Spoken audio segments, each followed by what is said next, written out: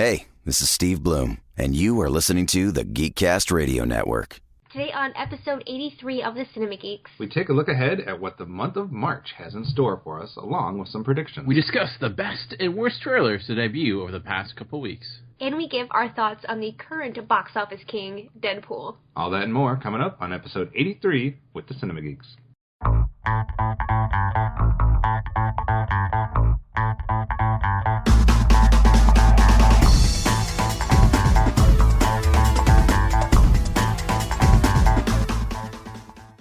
That's right, it's episode 83 with the Cinema Geeks. I am one of your geeks, Optimus Solo, and joining me as the usual is Hard Candy Mandy. Hello. Per usual, what's up? I don't know. You've confused me now. I've confused myself. And see what you do when you try to use my words? I can't talk like you. And Movie Revolt Dan, hello. Hey, how's it going? Not too bad. And we've shut the door on February. We're looking ahead this week to March. We're going to do this every month for the rest of the year. We didn't do it for January and February for very legitimate reasons because there wasn't much to preview. But we'll try to do this every month going forward. It's kind of look ahead at what the month is going to have to offer and then look back at the previous month and what happened with that. So we're going to be doing that. So this is the time that we'll actually touch a little bit more on box office, Rotten Tomatoes, and trailers like we have been skipping over other episodes recently. And in this episode, we will not have a main attraction since it is basically more so looking back at February so far and looking ahead at March. But we will have a good chunk of time spent on what we have been watching. We actually have an in common film this week, so we're going to actually spend a little bit of time on Deadpool, as well as a couple other films that we've caught up with over the past few weeks. Dan, how's your week going, and are you ready to get into more of the movie season as we head into March, April? Yeah, we're going well. We're recording this a little bit before the Oscars, so I've been spending some time trying to catch up with some of those movies that I've missed. But it's going well, you know. It's weather's nice. It's been warm. It's nice coming home, and it's still sunny out. So that's really great. Yeah, we somehow in our area apparently, for the most part, have bypassed winter this year.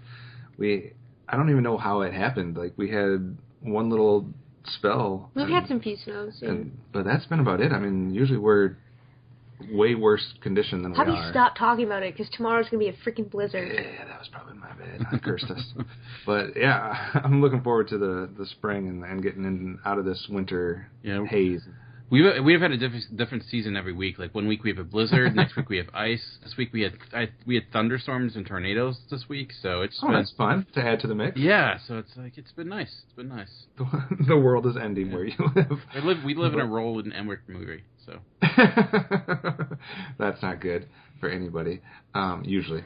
Anyways, let's go ahead and get right into it by looking a little bit at the box office. Now, not a lot to look back on so far because it's still kind of early in January and February. It doesn't usually have a lot to offer, but as far as the box office from February and January so far, I mean, it's pretty clear, unless people have been living under a rock, what's happening with the box office, and that is it all starts and ends with Deadpool so far.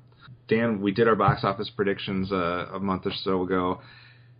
Did we sell Deadpool short? I greatly did, because I didn't even include it in my top 15. So when doing that, I thought I undersold it completely. Greatly. So I did not think it would do nearly as well as it did. I mean, to the point where it's made more money than like so many huge box office or so many big comic book movies, like every X-Men movie, more than Iron Man, and so many more, and it's still not stopping. So I completely undersold it. I thought it wouldn't do nearly as well. I thought it would be more along the lines of Kick-Ass, maybe make $100 million or something of that nature, and it made more than that on its first weekend. So kudos. I'm glad I'm wrong. I really am. Yeah. I'm very happy that I was incorrect. I guess I didn't know how well that character would translate to general audiences, and it seems to be translating pretty well. So, see, I have learned one thing from this, and that is that I need to be more confident with my picks and not second-guess myself so much when we're doing those box office predictions, because I was almost like trying to talk myself out of putting it on my list when we did that countdown. So, I'm glad it did well, too. My fear now, though, is that, and we can get into this a little bit more with when we just talk about it, but my fear more is centering on the reaction that it's going to be from Hollywood and the film studios. I'm going to leave it at that so we can kind of get more into it when we talk about the film later on in this episode, but I am somewhat trepidatious about some effects from its success, but I am very glad that it succeeded. And it's the only really... There's only 2 films, I think, at this point that are above 100 million, Kung Fu Panda 3 being the other one. So those are the 2 films that are reigning supreme at the box office, but it's not close. Deadpool is way out in front. And if we're doing the flip side and looking at our early entrants for the biggest bomb category for the year, I think right now it's got to sit on 2 different films, and that is The Fifth Wave and Pride and Prejudice and Zombies, and I think that's the end of that title. But those 2 films are not doing good. They've gained a little probably over the last week, but last I checked, Fifth Wave was not even close to its budget, and Pride and Prejudice was also. I mean, they're easy bombs so far. Anything else looking back so far that surprised you besides Deadpool doing so well, Dan? I guess Hail Caesar doing so poorly. I don't know if it surprised me. I had wondered if I didn't think that movie would do super, super well, but being one of the biggest bombs for the Coens, if you look at, their box office and how much it was, the cast that was there, it's made less than The Fifth Wave. It's only made about $26 million at this point. So, yeah, that one, it was kind of sad. It kind of sad that it did not gain nearly anything this past year, but. Besides that, it's like you said, it's February and January, so just a lot of just nothing much, basically. Yeah. Amanda, were you surprised that Deadpool did as well as? I mean, I know you had it also on your list of biggest box office for the year, but are you surprised at the level that it's succeeding so far? I guess in the grand scheme of all the comic book movies, I was a little surprised, but, I think it's kind of set in, and now that I'm thinking about it, it's not a big surprise at all based on all the hype that was around it. And all the 9-year-olds that got in, too. I mean, that's just extra money. And to give you an idea of the actual gap, Deadpool's currently sitting around $236 million, and Kung Fu Panda 3 is in second with 117. So there's over 100 million gap there. So, yeah, it's definitely not even close. Yeah, The Fifth Wave, the budget on that one was $38 million, and I guess it's crept up there a little bit. It's up to 31. So I mean, it might not end up being a complete bomb, but for the first couple of weeks, it was definitely pretty scary. And Pride and Prejudice and Zombies had a $28 million budget, and it's only at 10. So it's not like bombs to the effect that we had last year with The Seventh Son and Jupiter Ascending. But if you had to pick ones, I guess those would be the ones that you would point to. As we look ahead to March, as we kind of get into revving up steam here with more movies coming out and more big-name movies coming out, we're going to do this 3 ways when we look at the box office. So we're not just making our one box office prediction. Now we're going to be doing it this year. Is we have 3 different categories that we'll all be participating in. The first one we're going to be calling the pick to click. That's not original. That's obviously been used by a lot of things, but pick to click. So something, it could be a prediction for what's going to be number 1 for all of March. It could be just a prediction on a certain film being a financial success or, far surpassing its budget, or any type of specific number goal that one of us wants to give to a film. So something positive as far as the box office goes. Then we're also going to pick a bet to bomb. I need to come up with better titles, and that would be a pick for the film that's most likely not to make its budget or to be a bomb at the box office, not a success financially.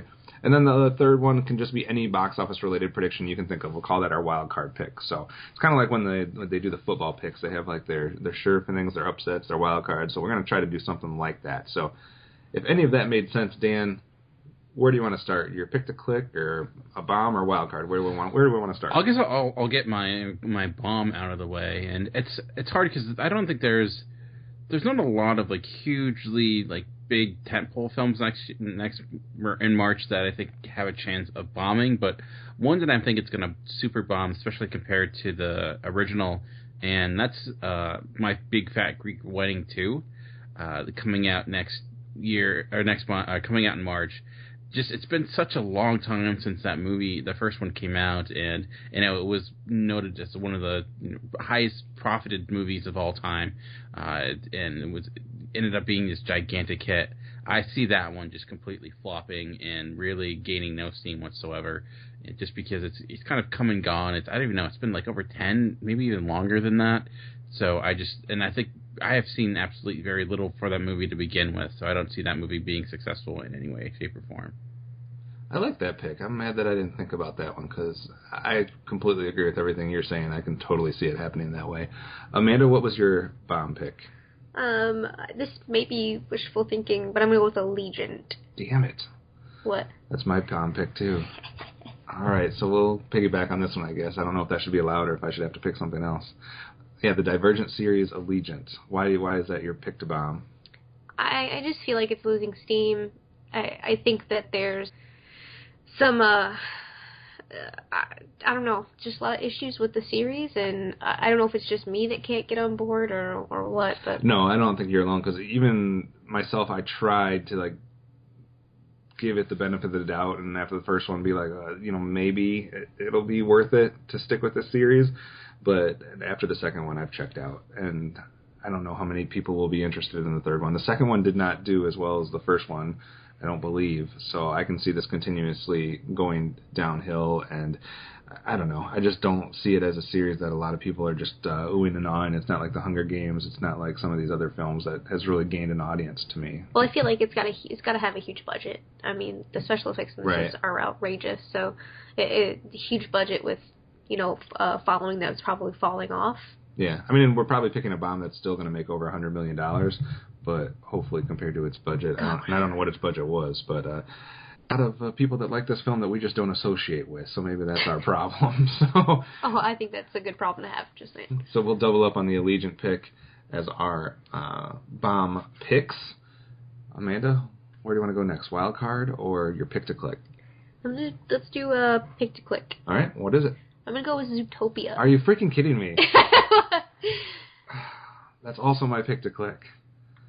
Dan, well, stop looking at my papers. You're not on the Zootopia train, are you? No, I'm going to go with the obvious route, but, what are you going to do? Okay, so why Zootopia, Amanda? I think it looks super cute, and I think a ton of people are going to go see this. They're going to drag their kids. The kids are going to drag them. I think that there's already a huge hype about it. I see it on Facebook all the time. I mean, the trailer's been out for a while now. I just feel like it's going to be another Kung Fu Panda. Well, and that's what I was going to say. Even though we have had Kung Fu. Even though we have had Kung Fu Panda 3, I think people, it was a sequel, and yeah, it did okay, but I think people are ready for like the first major animated film of the year. I'm not going to consider Kung Fu Panda 3 major, I guess, but I think they're ready for this one, and I think the kids are going to come out in force, and it's going to be hit the right time too for it. I think Zootopia is going to do real well. So looks super cute. I think it's going to be a good time. All right, so those are our picks to click. Dan, where are you going? Well, they say go big or go home, so I'm going to go big with Batman v Superman. And obviously it's going to make a lot of money, but I think it's going to... When we did our box office predictions for 2015, I said it's going to be the biggest movie of the year. So for it to do that, it's going to have to do more than Deadpool, and I think it has the potential. Like, my prediction is that it's going to get close, possibly beat that of the opening weekend of the Avengers. It's coming out to the point where, it's going to be sometime before we have a big movie of that, since Deadpool. I think people are going to be wanting to see something, again, like a big movie of that nature. It's been around, just the idea of it's been around forever. I feel like we've been talking about this movie, I don't know, since this podcast has started. And and it's Batman and Superman, two of the biggest iconic characters of all time. Their names on a marquee, you think you're going to get people to go see it. So I'm going all in the Batman v Superman train, and I think the last trailer that they just put out won a lot of people over that some of the other trailers didn't. So maybe there's potential there. I actually cannot believe it's coming out this month. I'm like, whoa, wait. Even when we talked about this now, I even have it on my paper, and I still can't fathom that it's actually coming out now. Finally, it's going to be here. I know what we're going to do afterwards. No, we still got 3 weeks of hype. Yeah. So. And it's also like 14 hours long, so there's a... so actually we'll start in March, but it might end in April. Exactly. All right, so that would leave us with our wild card picks. For my wild card pick, I'm going to do a head-to-head matchup on who's going to win, and I'm trying to go at least somewhat of the same genre, even though they're probably not the same type of film. And they're both somewhat comedy-based. One's more kind of a war comedy, I guess you could say, and the other one maybe a little bit more secret agent comedy. So I'm going to pit Whiskey Tango Foxtrot up against the Brothers Grimsby. So Tina Fey against Mr. Cohen, not the Coen brothers, but Sacha Baron Cohen. And I'm going to say that Grimsby's going to make more than Whiskey Tango Foxtrot. I'm going to bet against Tina Fey and actually say that more people are going to go with the Mark Strong, Sacha Baron Cohen joint. So that's where I'm going with that one. Amanda, where's your wild card? So I don't really know what to do for that. I mean, I have a pick that I think is going to do pretty good here. It can be anything you want. It's a wild card. Bro, I don't even know what that means. We're going to give you a couple seconds to think. Dan, help her out. What are you going to do for your wild card pick? So I kind of took the same idea that you did. I'm looking at two films that are similar genres, and that's Midnight Special and 10 Cloverfield Lane. I'm trying to think of which one's going to do better. And I think it's kind of obvious that Cloverfield Lane will do pretty well, but I'm thinking if you're looking at overall profit budget based upon box office, that maybe Midnight Special is going to surprise a lot of people. So I'm going to say when it comes to overall profit, that Midnight Special is going to do better than 10 Cloverfield Lane. Though neither of them are super, super expensive, but I'm thinking 10 Cloverfield Lane is not going to meet with the expectations that people might think it is going to, because it doesn't. I think there's still confusion over exactly what it is. Is it really a Cloverfield sequel? Is it like I don't know. So that makes me wonder if that. I'm confused on that myself. I need someone to explain it all to me. So I wasn't sure if it had anything to do with that or not. Amanda? Okay, well, I also had Midnight Special on here, and so it aligned with what you're going to do to change it up for my purposes, Dan. I'm going to say that Cloverfield Lane does better than Midnight Special. So you're going to go right against him. Just to do it, yeah. There you go. Hey. All right, well, there can only be one winner in that matchup then. So. Well, I'm going to go get my Highlander sword. There can only be one. All right, so that is our predictions for March for the box office. You have to check us out towards the end of the month as we look back to see how we did and when we get ready to preview April. Looking back at the Rotten Tomatoes so far, a quick list of the winners and the losers, as this is at least based on when I looked at it last here. So first, let's start with the winners. And the winners, even though it might not be at the box office, Dan, one of the third highest, I think, as of right now for Rotten Tomatoes is Hail Caesar, which had an 80% last I checked. It might have dropped a little bit or changed in the last couple of days, but it was at 80% when I checked. Kung Fu Panda 3 at 82, and Deadpool was at 84. So correlation there between box office and critical as far as Rotten Tomatoes goes, with Deadpool and Kung Fu leading both. Does that surprise you? I'm surprised that Deadpool's leading both. Yeah, I thought it would do decently well, but I feel like most critics saw what Deadpool was trying to do and kind of bought into it. But yeah. I'm actually probably more surprised that Kung Fu Panda 3 was as well regarded, because usually when you get to the third movie of animated franchise, unless it's Toy Story, you tend to kind of fall off. So that's probably more of a surprise to me. And then as far as looking at the worst, I have 4 movies that did terrible at the Rotten Tomatoes so far. Amanda, do you have any guesses as far as movie releases so far in 2016 that just absolutely tanked as far as the reviews go? Any guesses? Fifth Wave? Fifth Wave is one of them at 17%. A high 17% for Fifth Wave. Dan, do you got a guess? That's a good question. But I have no. It's Pride, the zombie movie, the Pride, Prejudice, and Zombies. Actually, no, not one of the 4 lowest on here, at least when I last checked. Amanda, anything else you got?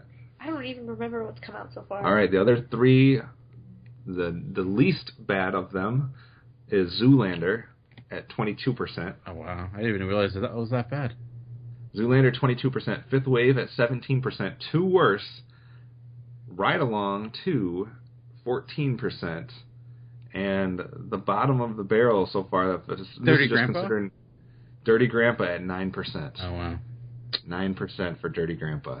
So that's what's happening so far this year on Rotten Tomatoes. So now we're going to look ahead for our March predictions, and this is real simple. We're just going to go good and bad here. So certified fresh or certified rotten. So you can either do 1 or 2 predictions on a film that will rank 75% or higher, 1 or 2 films that you think are going to rank 25% or lower. Dan, we'll start with you. What's one of your picks for Rotten Tomatoes?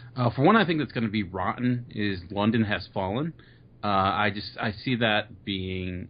I kind of like the Olympus Has Fallen, but the sequel seems to be like just insane. It just looks gigantically insane, and I don't see that going over well with critics at all, especially considering it's just going to be this gigantic, huge action film. So I don't think it'll be like 17%, but it's going to be in the low end of rotten. I'm almost positive. Okay, Amanda, a rotten pick? A rotten pick. Kindergarten Cop 2. Is that even gonna? I don't even know if that'll get reviewed on Rotten Tomatoes. I have other picks. Yeah, go with another one because I don't think that'll actually get reviews. We'll do Brothers Grimsby then. You think it's gonna be rotten? I think they're gonna shit on this movie. Okay. All right. For my rotten pick, I was gonna go with London Has Fallen 2, but I'll switch it up and I will say The Disappointment Room.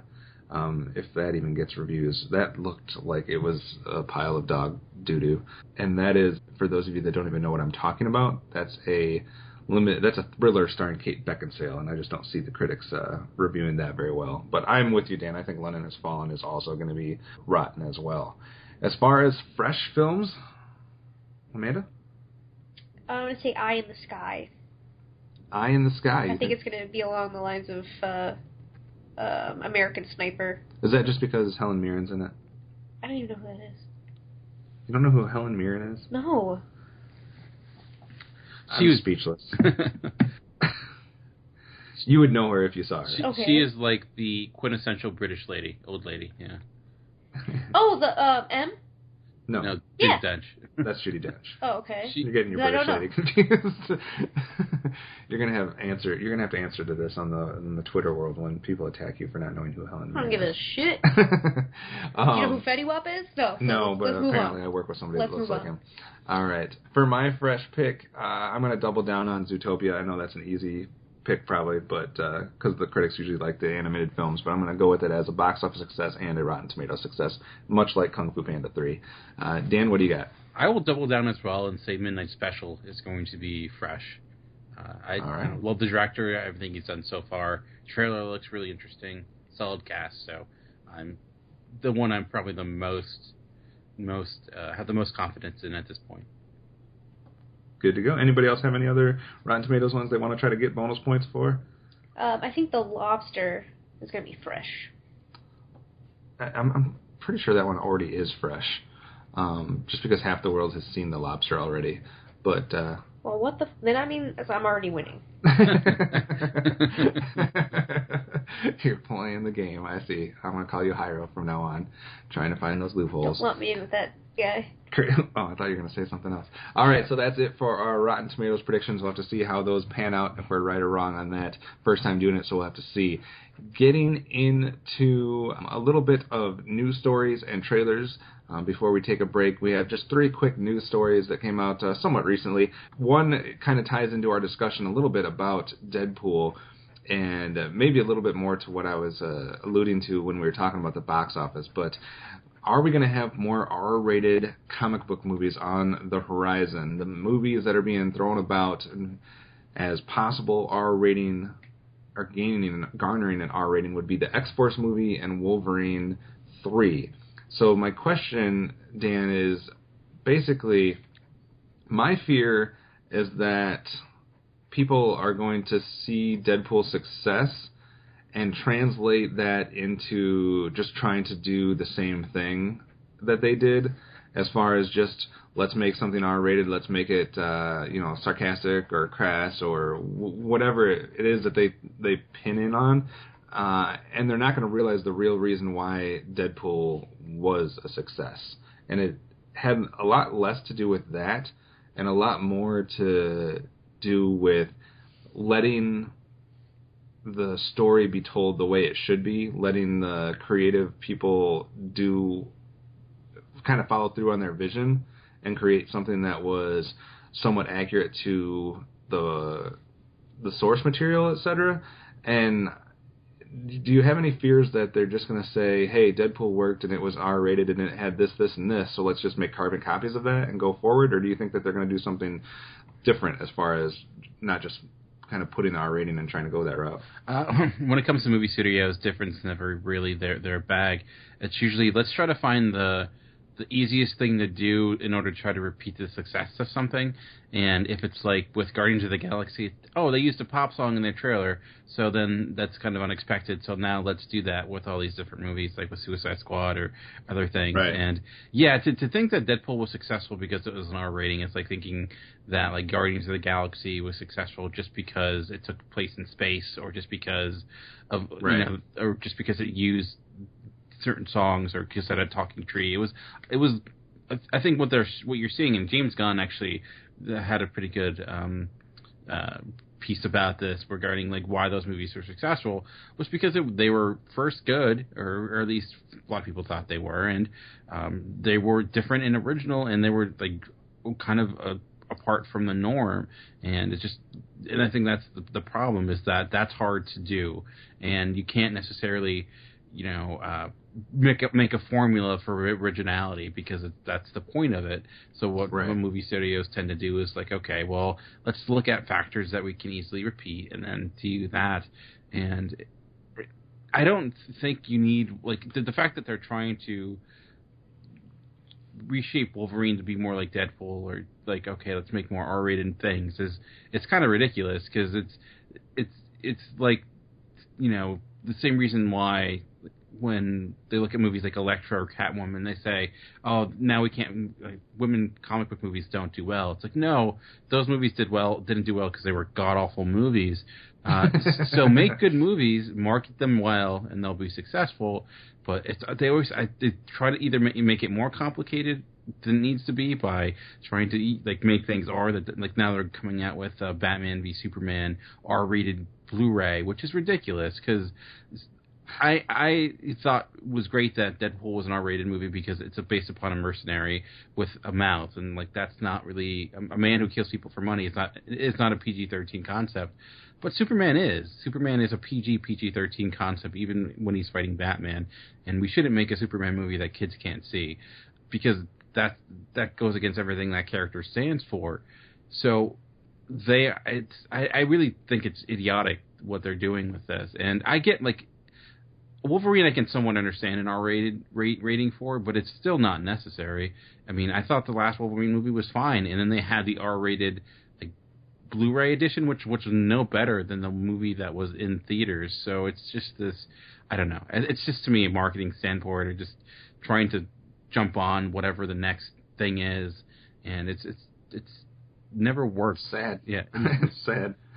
It is, because it's just doing something just to do it. It's not doing something because it's actually necessary, or because it fits what like I said, the source material, or staying true to the character or the universe or whatever. It's just like, hey, we think this will make us money, so we're going to tag this on here, or we're going to add this to it. And I don't know, Amanda, I mean, you really like Deadpool, you really like the R ratings and what they were able to do with that. Do you want to see more comic book films R-rated, or does it have to be a specific type that gets that?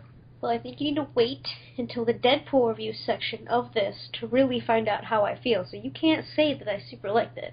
I did appreciate that it was R-rated based on, like what Dan said, it's a fucking mercenary, and all he does is say a bunch of crazy, awful shit and do a bunch of nastiness. I think that it was appropriate for that, but definitely not all in any comic book movie, definitely. And I definitely agree with you, Dan, when you shouldn't make a Superman movie that kids can't see. That's I don't believe in that either. So. All right. Moving on to our next piece of news here. The next Predator film got a title. I only bring this up because you love the Predator franchise so much, Amanda. This is one of my favorite characters ever. So we get a new poster and a new title, and it's pretty creative. The title for the next Predator film is going to be called The Predator. Are you blown away by that?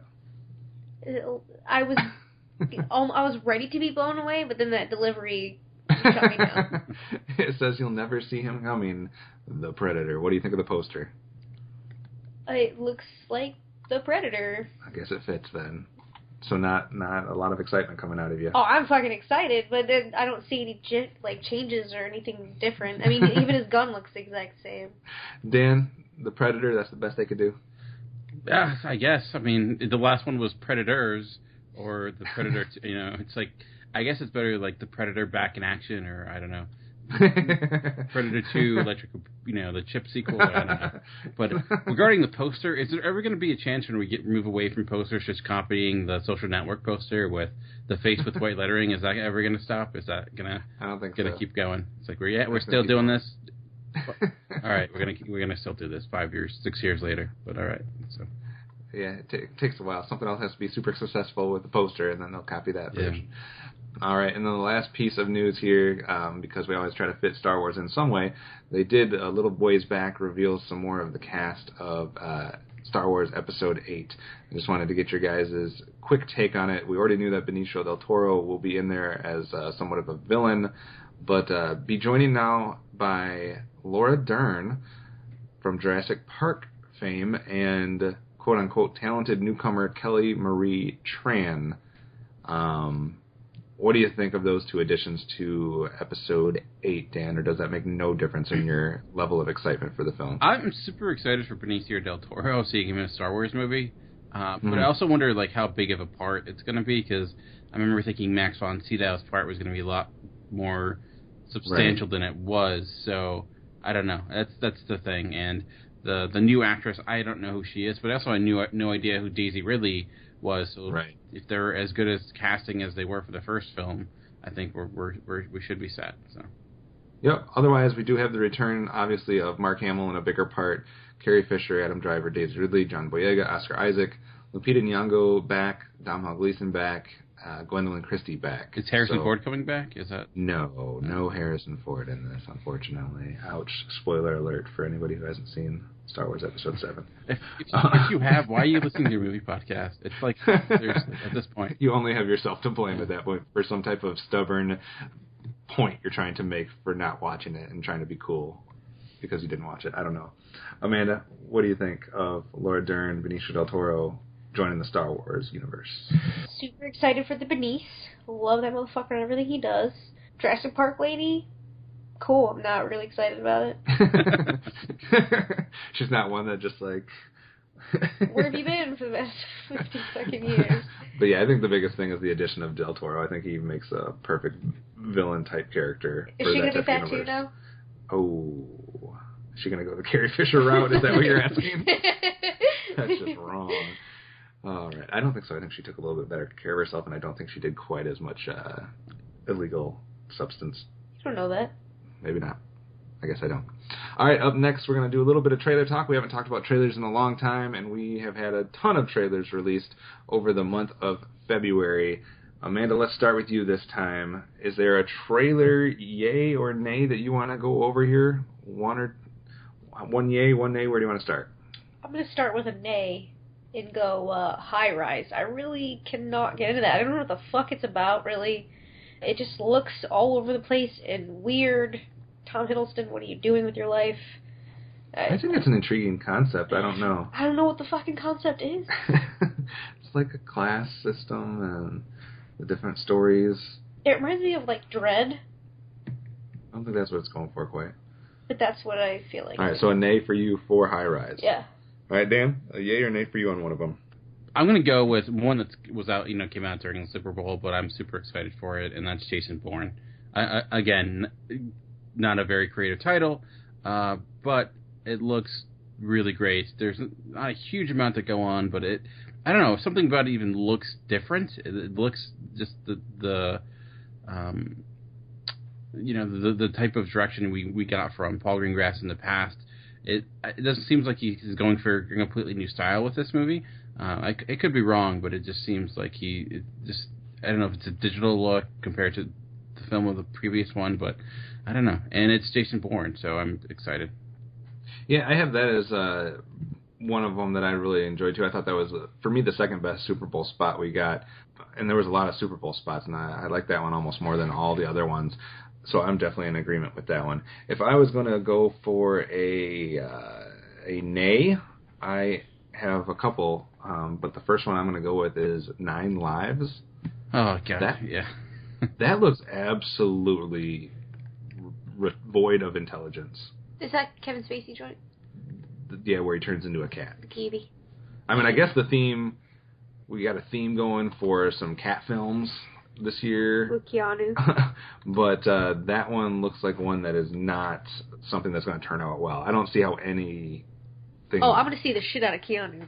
I got that on another part of my thing here, but 9 Lives is a huge nay for me. Yeah, I just want to know, what do they have on Kevin Spacey to make him do that movie? Well, didn't they do one with Tim the Tool Man as a dog? The same concept as yeah, the guy. But that's Tim Allen. Nobody's expecting great things from him. he did the remake of Shaggy Dog. Like Kevin Spacey's fine. He's doing fine, isn't he? Yeah, he's got like the TV show and House of Cards and yeah, he's not hurting for money. Does he? Oh, he got bad gambling habit. I don't know what's going on. I don't think this film's going to make any money, so it's not going to help him. Maybe he's doing it for his kids. Maybe, I don't know. All right, back to you, Amanda. You got another one that you want to yay or nay? I'm going to yay The Darkness. Another, The Darkness. It's got Kevin Bacon in it, the scary movie. That's right. I don't remember it. Yeah, one of the scariest movies I've ever seen is A Stir of Echoes, which also has Kevin Bacon in it. So looking forward to him returning to that genre. Yes, sir.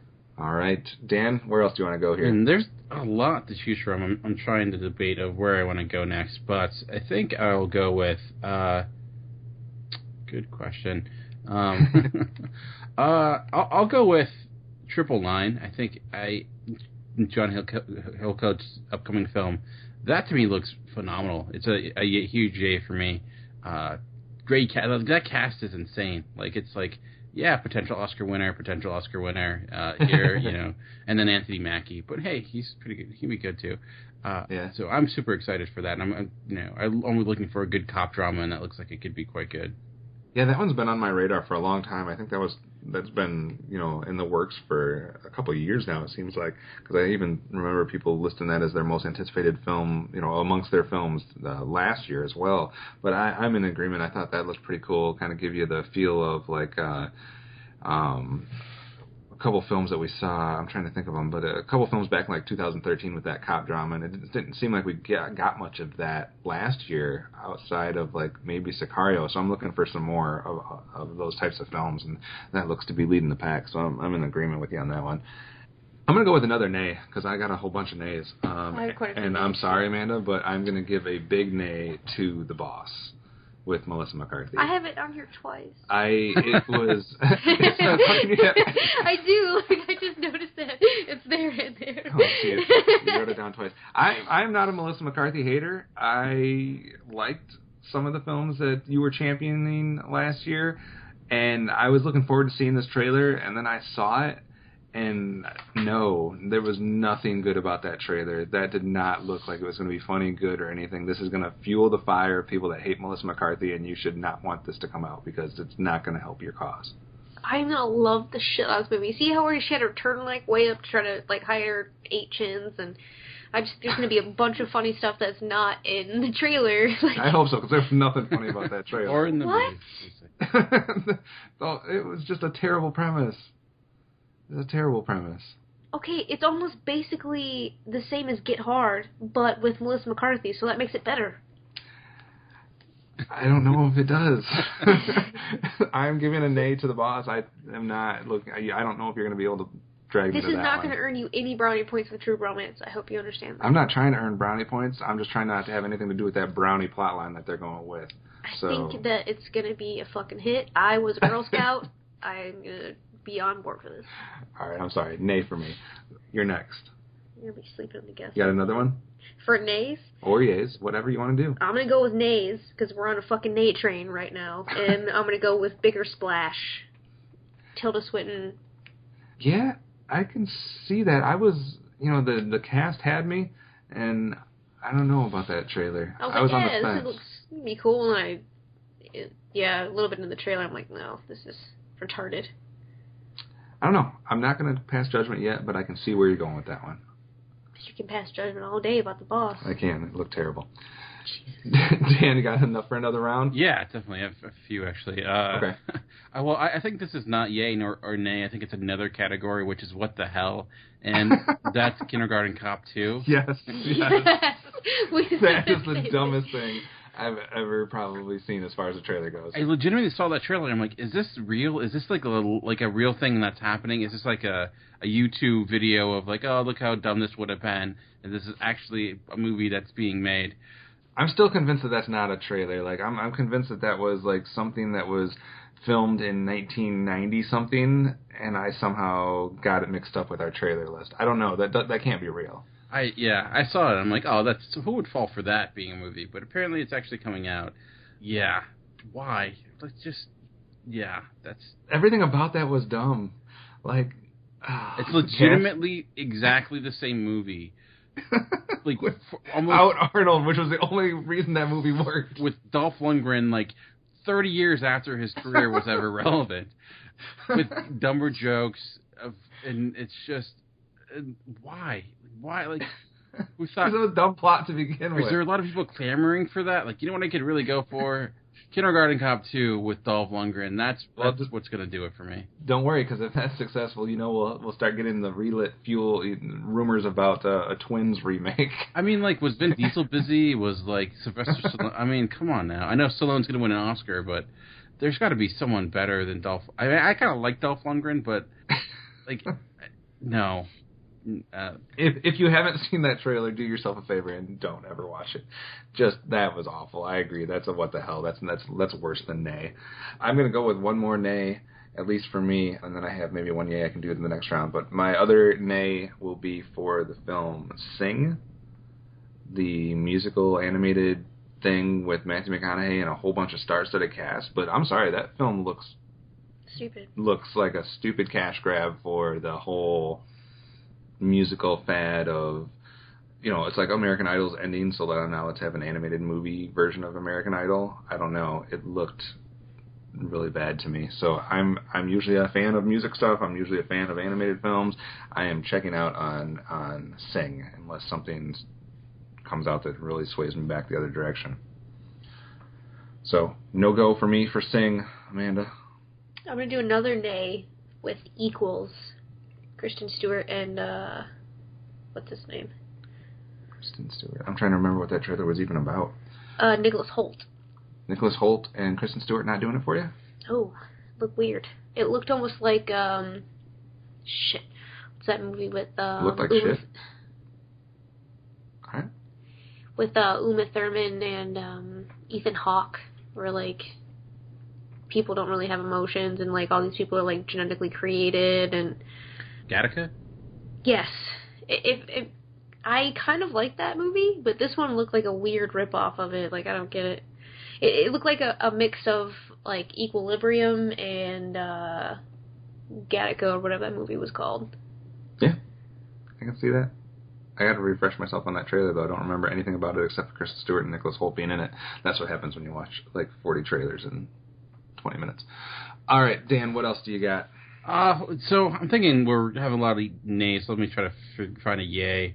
I'll go with Green Room. I think that I've been excited for that movie for a while, and I thought the trailer kind of really, again, it just looks chaotic in the best ways possible, and I'm really curious about it. So I'm really excited for Green Room, and I think the trailer is quite good, and it gives you enough without giving away too much, and just looks like it's going to be insane in the best ways possible. So. Insane in the memory. I'm not usually someone that likes a lot of like the. It's not really a horror, but it kind of has a spooky. Not spooky. That's a bad word too. But it kind of has that real edgy ominous look. And actually, this is on my list too. This is one of the 3 or 4 that I was giving the biggest yay to. I like the aesthetic that this has. I like the feel that trailer has. It seems like it is somewhat similar to what we got with his previous film. With Blue Ruin, and I am on board with this 100%, and that's not even with Patrick Stewart being but in a couple seconds of that trailer. So if the trailer had me that much without a ton of Patrick Stewart, then I can't wait to see the actual film. So I'm I'm intrigued by this one, to say the least. I am also going to go with a yay, and that one will be the same one that Amanda probably would like to yay. And when I read the plot of this film, I thought this was probably going to be also stupid, but after seeing the trailer for Keanu, I'm sorry, I'm on board. It looks funny enough to me to have my interest. Thanks, Amanda, you want to say something? Yay. Go ahead. That's what I wanted as my yay. On Keanu, at first I was like, what? I heard the premise and I'm like, a cat named Keanu, and it's the Key and Peele guys. I'm like, hell yes. And then the trailer was just batshit insane, but it looked so amazing. They're just chasing this gangster-ass cat through all this, like, gunfire, and I'm, like, so down. I thought you were going to be worried that the cat was going to get hurt, like, the entire time. I was like, oh my god, Keanu! Just like them, I am like, Keanu! She's going to have the Keanu shirt, she's going to have Keanu everything. She's going all in on this one. I actually used to wear a shirt that was like a plain white t-shirt, but it had like a gold money chain on the front, and I feel like, I wish I still had that shirt so I could wear it to this movie. Speechless. All right. Are you really that surprised? No. So since I stole your thunder with Keanu, do you have another one that you want to yay? Yeah, besides the boss, we're going to go with Mike and Dave Need Wedding Dates. Really? I think that looked kind of funny. I'm surprised. I didn't think that would be something that you went too much head over heels for. You don't know me very well. I guess not. Dang it.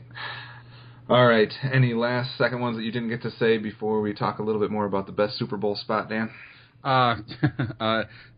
One that I'm not sure, but one I think will be kind of okay for 15 minutes and then get really kind of tiresome is Hardcore Henry, the POV action film. I just think that if that movie's like, I don't know how that movie's going to be longer than 20 minutes and seem to be okay. I get it. I could almost not sit through the trailer. Yeah, it just seems. I think it's a clever point, and it definitely has that video game look to it that it's going for, but I was almost sick to my stomach just watching the trailer. And we saw that trailer on the big screen for when we watched, Deadpool? Yeah. That was in Deadpool 1, too. And I'm like, I kind of get where you're going with it, but I don't know if you need a whole movie like this. Maybe a scene or two, but... We looked at each other and we're like, I don't know if we could make it through that without having to leave the theater for a second. It was like an instant headache. I was like, no, this is not cool. So, it's an intriguing concept. I think it'd be better as like a YouTube thing, or I don't know. I don't know if it needs a full-length film of that nature. Well, you have a main character that doesn't say anything, so that's, I don't know. Yeah, my only other yays were for Bastille Day, with... That just has Idris Elba, so it's automatically going to be yay for me. But I think it's him and his element. And then stealing cars, something I hadn't heard anything about going into the year, but that trailer intrigued me as well. So those are my only two other ones. Amanda, anything else you want to throw out? No, because you stole them all. Okay, excellent. And you said Alice Through the Looking Glass. I really like the trailer for that.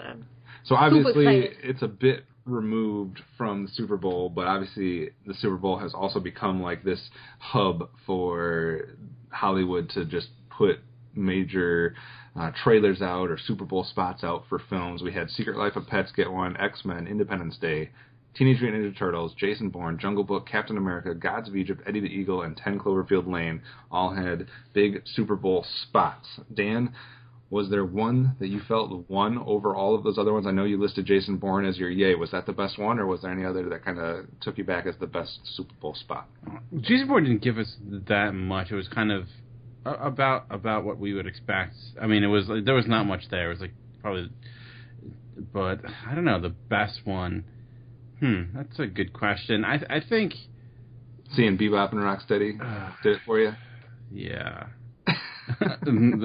Well, I mean, that and Gods of Egypt are really going against one another. I honestly, like, when it comes down to it, it might be Independence Day for me, because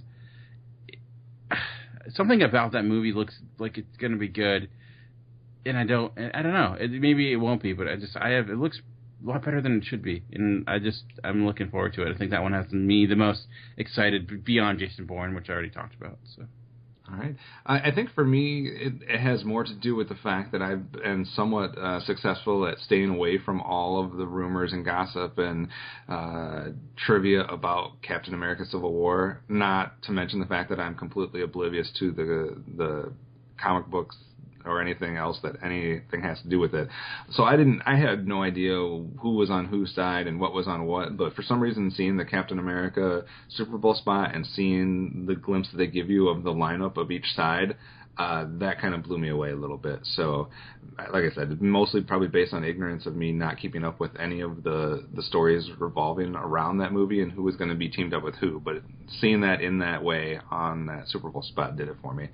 Even though I didn't see it during the Super Bowl, I had to watch them all afterwards because I'm no longer allowed to watch the Super Bowl. But not because of you, because of work. I was like, but, what do you, I recorded it for your ass. Yeah, and then...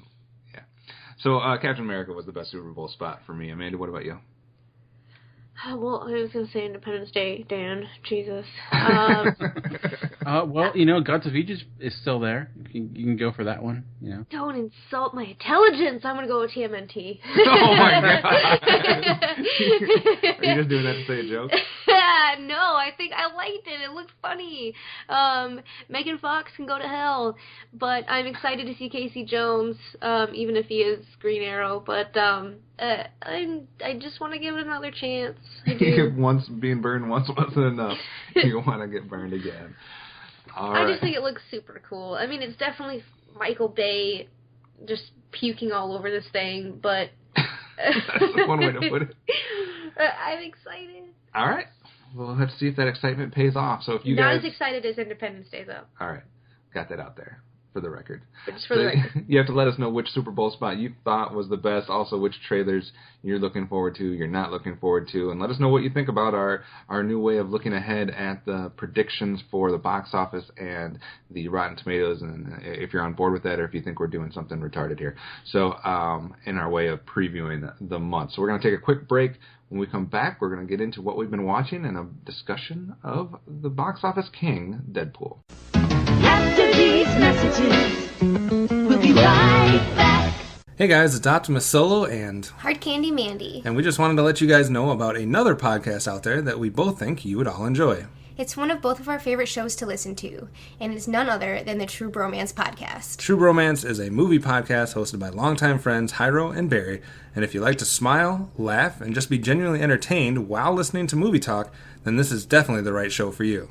Each week, the guys break down a recently released movie, and not only do they tie in the movie that week to the beers that they are drinking during the show, but they also tie it in to a real fun top and bottom 5 list associated with that movie. It's a blast hearing both sides of these lists, and it definitely makes them unique amongst all other movie review podcasts. So we definitely want to recommend all of you guys to go check out their show. Just search out the True Bromance Podcast on iTunes, Stitcher, and all other podcast platforms. And if you listen via iTunes, do us a favor and leave them a 5-star review. And don't forget to let them know that the Cinema Geeks sent you. On the Simplistic Reviews podcast, we talk movies. We talk TV. We talk... Hello, Julie, what the heck are you doing? Trying to make our spots sound more exciting by adding explosions. Yeah, I'm pretty sure you could have got the point across with sound effects, not the real thing. Download the show on iTunes or at simplisticreviews.blogspot.com. I'm sure your insurance company will cover that. No, they won't. No, they probably won't.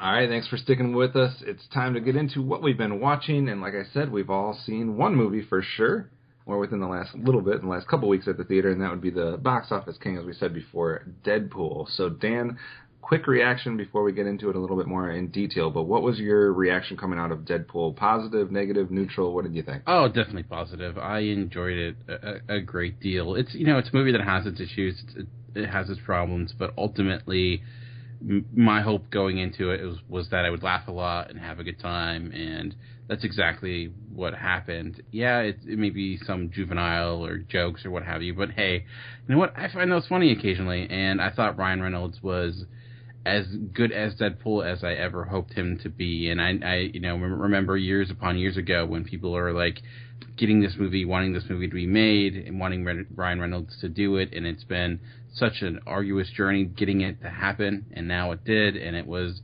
just as good as I could have hoped, and it was a great representation of that character. And so, yeah, I enjoyed it a great deal, and I feel like watching it again, I'll enjoy it more because it's so much rapid fire that I know I missed a lot of different jokes, and a lot over, sometimes just the amount of laughter that was occurring, you can miss things, but ultimately it was a good time. So.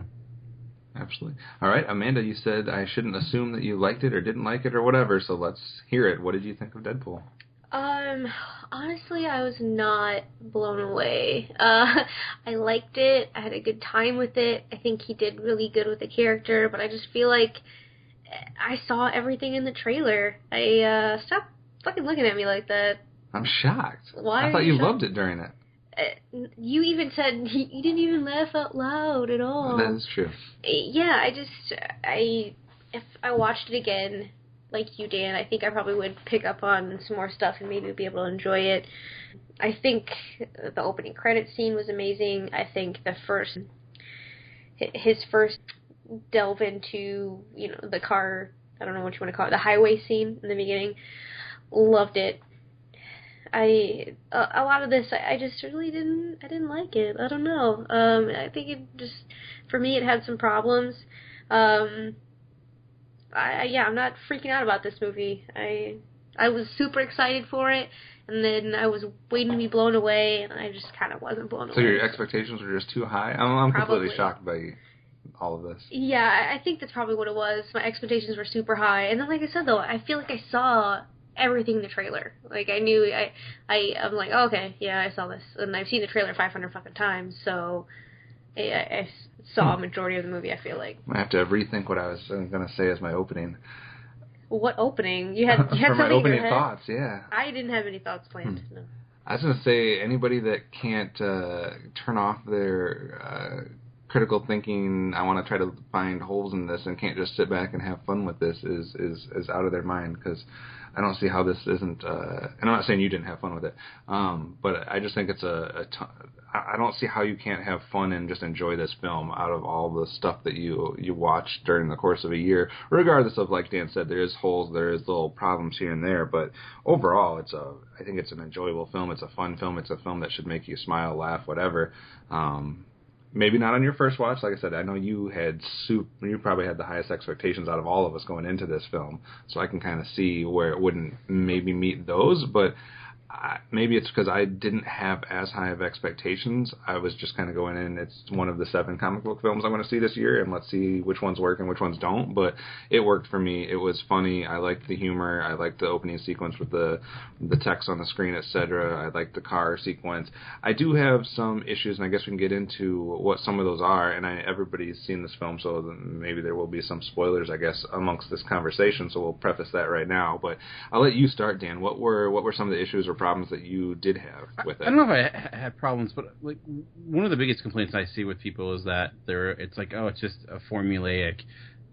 Ultimately, the plot that it's following the same type of origins we tend to see, and I don't think that's necessarily a problem, because the thing with Deadpool, it's that you have a character that exists in the comic book world, but is self-aware of that situation, and it's basically I kind of related to similar to you look at spoof films, like look at Naked Gun, look at Airplane. Those plots of those movies, if you just look at the plot, the story, they're pretty much the exact type of same plot or movie you would see in a common cop drama, or a common airplane thriller, like with Airplane. But the thing is, they spoofed that. Well, with Deadpool, the difference is the movie's not a spoof. You have a character that's a spoof. So if you need that character to exist in a world where everything else is happening by the formula, by the book. Exactly, where it's a comic book movie, where everything else seems like a comic book movie, feels like a comic book movie. If you remove that and make it completely different, that character no longer has relevance, no longer the point of that character. So that when people have that issue, I'm like, well, if you completely change it or go against that, then it lessens the effect of that character, which I thought was a brilliant idea, was bringing in the characters of Colossus and Mega Teenage Sonic Warhead Lady, who's legitimately a comic book character, and I didn't even know that. But because that's what Deadpool needs. He needs characters to play off of, good or bad. I guess my major, I guess it's not even a major issue, but the villain was kind of forgettable, just kind of one note, and it was more of a device, which was fine. And I guess I could see somewhat the complaint that a lot of the jokes were in the trailer, but I don't know. The funniest moments for me weren't there, like the Colossus Deadpool fight. I thought that was rather a highlight. Mostly anything to do with Colossus, I was a fan of, and just some of the jabbing regarding the overall production of the film or some of the jokes.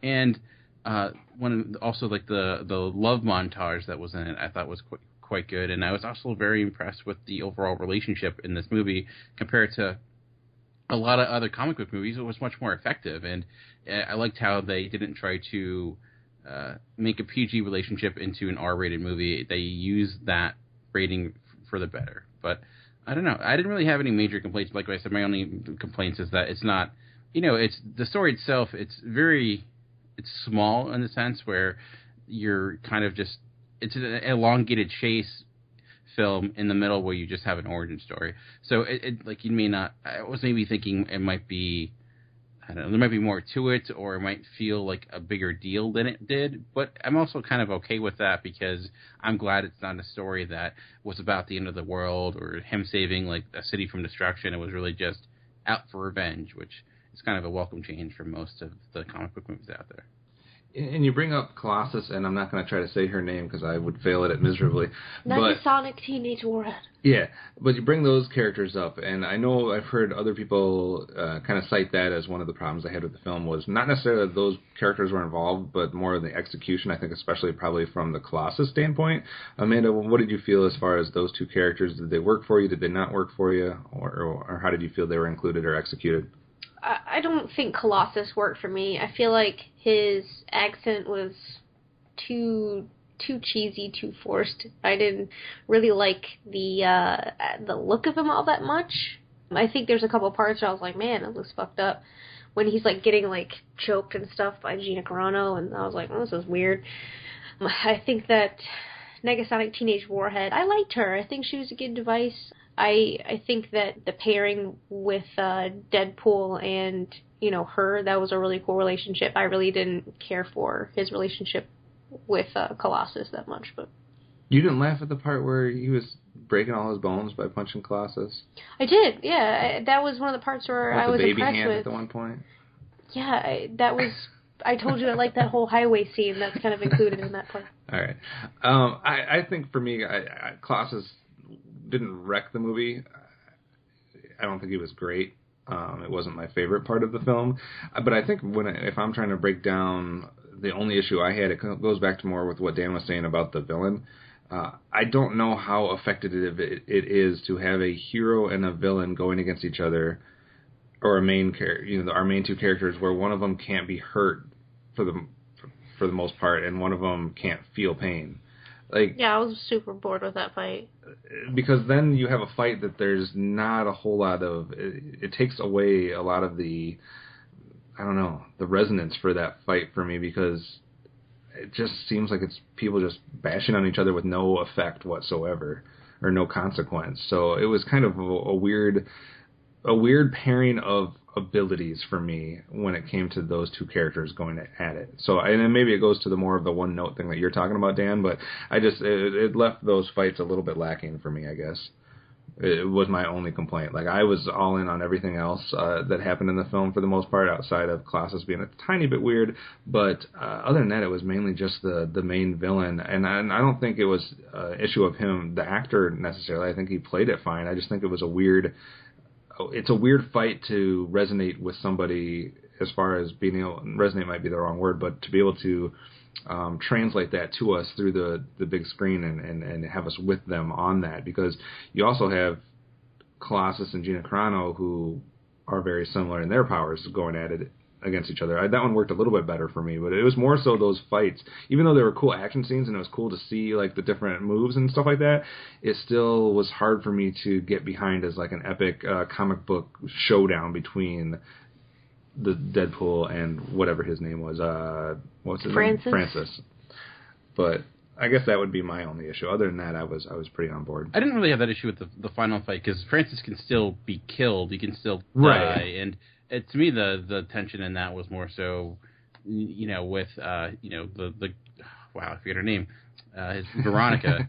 Like her fate in trying, she was the piece that they were trying to save, and that was to me more of where the tension was. And yeah, I mean, that's the issue when you have characters like Deadpool or Wolverine, when they can't necessarily be killed, they become maybe too overpowered, so you do lose a little bit of tension in that end. But it didn't really happen, and I don't know, I guess I'm different for you guys because I loved Colossus. I thought using a completely CGI, it was a little weird, but I kind of bought into it and thought he was quite humorous, and the accent's a little bit over the top, but I felt the accent and the look of the character all kind of fit and really fit in with the kind of what the movie was going for, and his play with Deadpool was a lot of fun.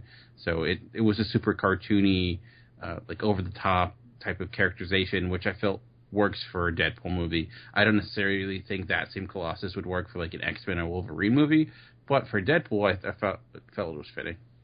Yeah, it definitely had the 90s cartoon feel. But I mean, I super liked Deadpool as a character. I think Ryan Reynolds did awesome. I think the shit that came out of his mouth was pretty outrageous and crazy and awesome.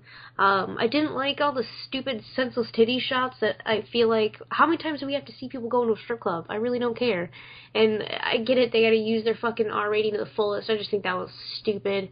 Of course she's gonna be a fucking stripper and all this other shit. Like, to be fair, what? To be fair, that would be your reaction no matter what the movie is if there's somebody shown topless. Yeah, of course, because it's just so stupid. I fucking can't stand it anymore. It's retarded. But I don't know. I feel like my expectations were super high, and there's just some stuff that let me down in it. But I did really like Deadpool as a character in this. I think he was really well executed.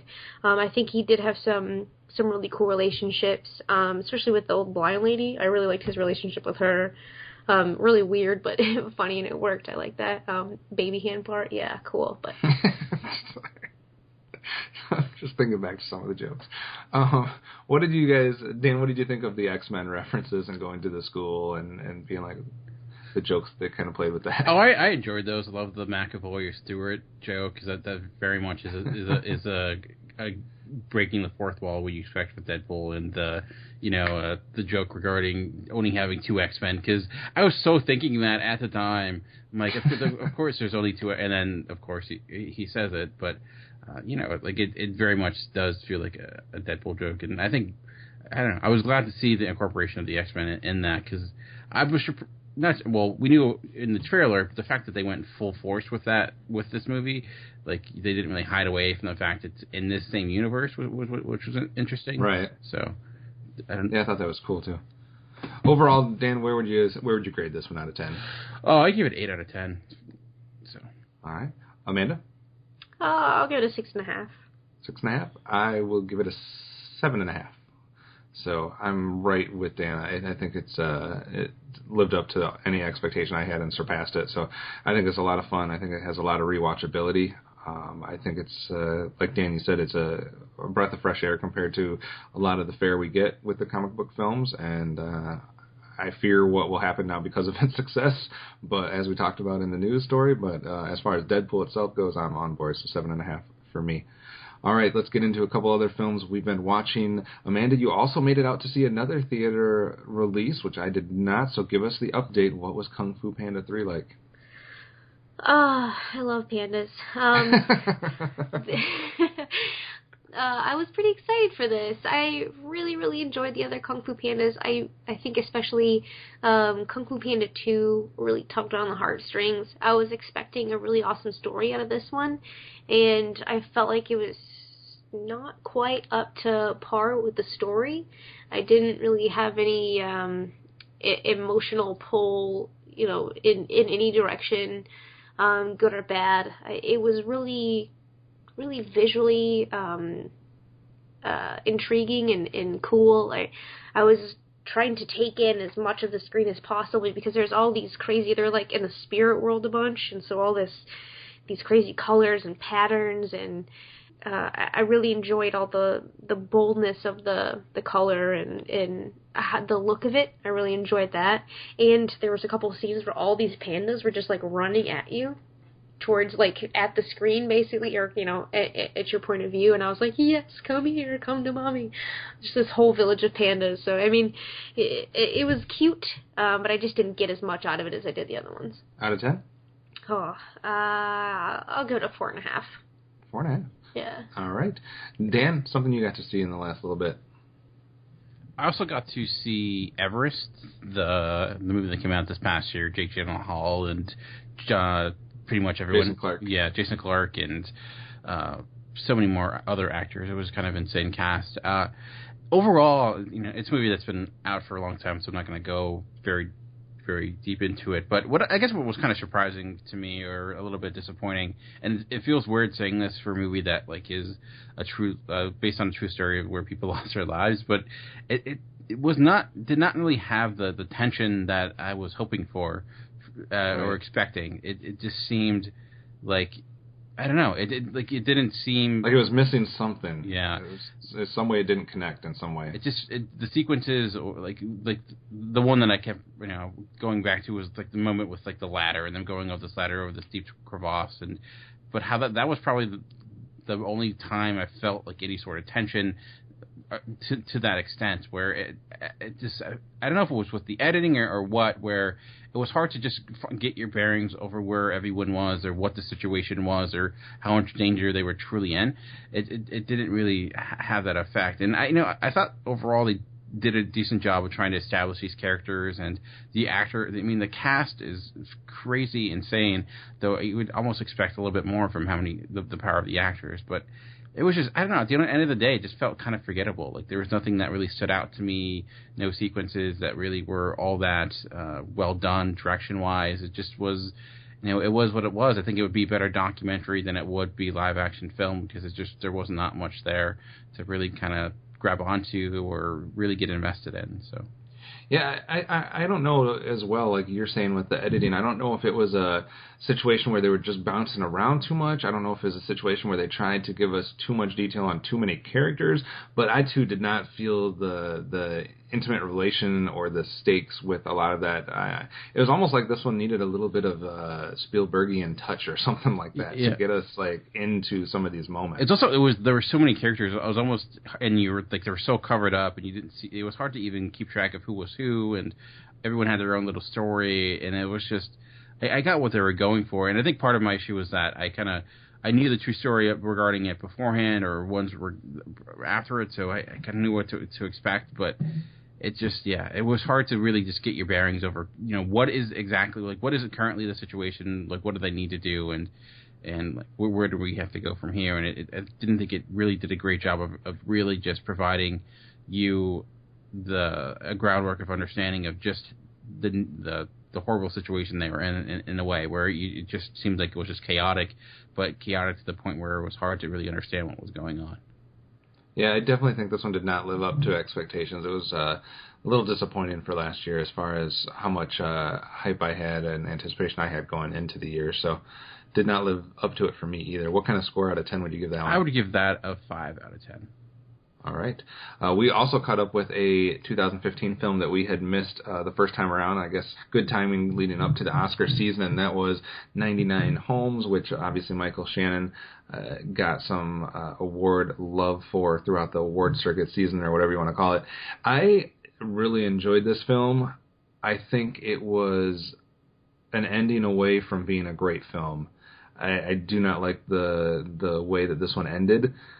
I'm not going to say any more for those people that haven't seen it. I don't want to necessarily spoil anything, even though it is a 2015 release. But I don't always hate when movies end like this. But for this one, it just, I don't know, it left too much unsaid for me.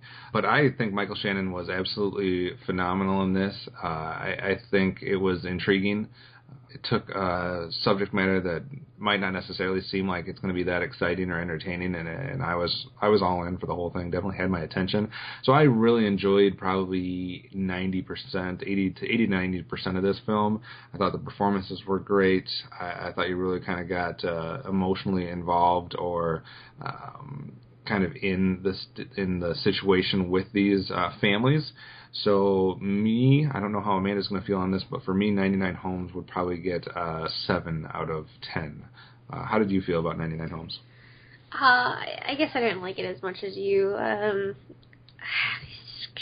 Geez, maybe like a 5.5. I'd say maybe 5. What brought it down for you? Like you said, the ending. I was just like, that's ending. That's it there. I think there were some parts where you could super back it emotionally and be vested in their struggle, but then there's some things that just kind of take you out of it that I didn't really feel were real. I mean, it was supposed to be a very real life situation, and I didn't feel like it was real. And I'm not saying for the whole film, but a couple of things that happened, I just don't. I'm like, man, this is really how it's going down. The ending definitely kind of shit it out for me. All right. Fair enough. Dan, what do you got next? The next movie I saw, I caught up with The Man from U.N.C.L.E. I know when we did our best of list, a lot of people mentioned like that was an underrated movie, and I saw that on like a lot of people's overlooked lists, and I can kind of see what people were saying. I wasn't truly in love with it. It's Guy Ritchie's movie from last year, based on an old TV show, and there's I think a lot to there's a good amount to enjoy with the film. I think overall the actors are pretty solid. Henry Cavill and Ari Hamler and Alicia Vikander, they worked really well together. I think they were probably the biggest highlight. And Guy Ritchie's direction was a lot different than I expected, because when I think of him, I kind of have an idea of what a movie's going to look like, feel like. Thinking of things like the Snatch and Sherlock Holmes, his Sherlock Holmes films, and what those movies are like. Not much different with Man from U.N.C.L.E. Definitely the style, and I thought he did a great job of like mixing some really interesting musical choices, and I thought that was really solid. But really, one of the biggest surprises to me was just how charismatic and fun Henry Cavill was in this. And I'm just like, what are they doing to him with his role in Superman? Because you see none of that in that. But he was super charming and, almost like James Bondian in a way, though he was American. Yeah. And it was fun. It was a decent movie that probably deserved more attention than it did get. But I can kind of see why, because it's a hard sell, really, where it's not necessarily, it's too kind of comedic and too cartoony to be a serious film, but also too serious to really be a somewhere tentpole movie. So it was somewhere in the middle ground in that instance. But it's worth watching.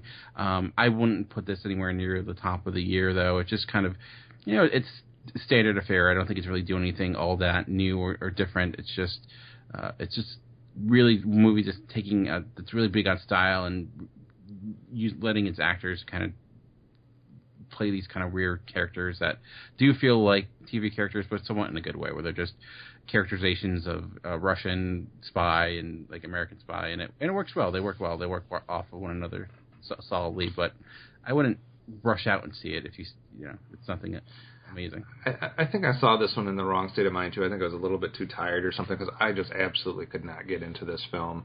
I couldn't buy into what was going on enough. And like I said, maybe I should watch it when I'm a little bit more rested up, but I'm not too motivated to do that, because it just kind of like was just average for me. It was I don't disagree. Average is a good word for it, but I guess I thought it would be below average, honestly, going into it. So. Gotcha. And like I said, I think what really sold it, or what I ended up kind of gravitating towards, was the fact that Henry Cavill was somewhat entertaining, and I guess maybe it's just thinking his role in Superman and how like mundane he is in that movie. In this, he's so much different. Yeah. So I don't know. Like I'd give it about a 6 out of 10, 5.5, 6, but yeah, I'd be in the same range. All right, we just got a couple other ones we can kind of go through rather quick. Amanda, what was your take on Black Mass? We caught up with that one finally, the Johnny Depp film from last year. Dude looks super creepy. His contacts, his look was just, it didn't work for me. It didn't really look that real. You could tell his eyes were dark with blue contacts in them, and I didn't buy his relationship with his baby mama. I'm like, she is way younger than him. I didn't get it.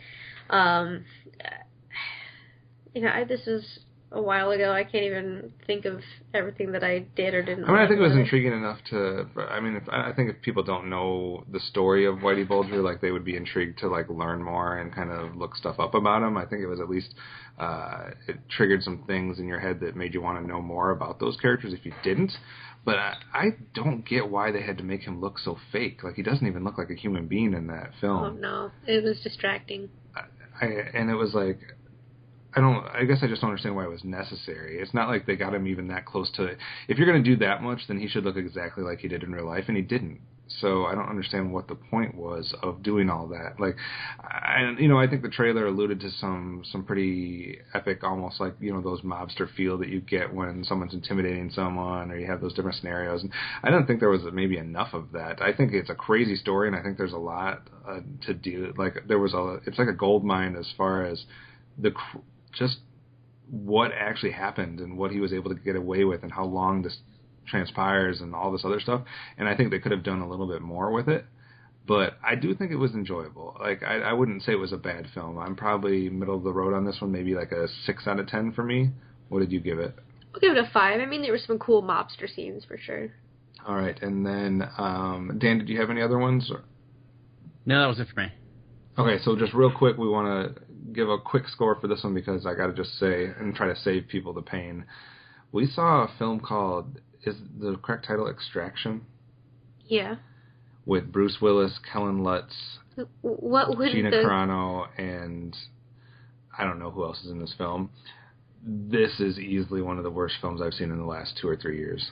Is it worse than Vice? It's right on par. They're like going neck and neck with each other. Like, this movie was all kinds of bad. And it was, like, somewhat